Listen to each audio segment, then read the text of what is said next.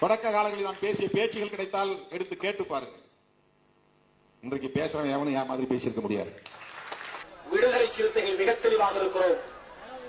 புத்திகட்ட சமூகமே, உன்னை பற்றி தெரியாமல் நீ இன்னும் இருந்து கொண்டிருக்கிறாய்.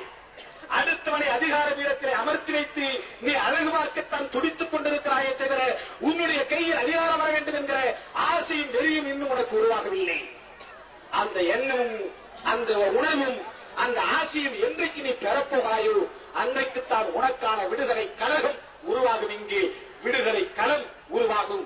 அந்த விடுதலை களத்துக்கான ஒரு பணியைத்தான் விடுதலை சிறுத்தைகள் மேற்கொண்டு இன்றைக்கு செயல்படுத்தி வருகிறோம். இந்த தேர்தல் திருவிழாவில் நாம் ஒதுங்கி இருந்தோமே தவிர பதுங்கி இருக்கவில்லை. விடுதலை சிறுத்தைகளே, அதிகாரத்தில் யார் அமர்ந்திருந்தாலும் அது பற்றி நீங்கள் கவலைப்பட வேண்டாம்.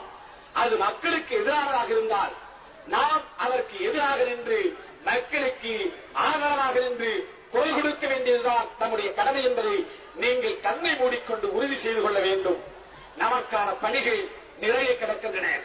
ஆகவே எந்த காலகட்டத்திலும் உனக்கு பக்கத்தில் இருந்தவர் இன்றைக்கு ஊராட்சி மன்ற தலைவராக இருந்திருப்பார். உன்னோடு படித்தவன் மாவட்ட பஞ்சாயத்து கவுன்சிலராக இருப்பார். உன்னோடு படித்தவன் இன்றைக்கு மேயராக கூட மாறி இருக்கலாம்.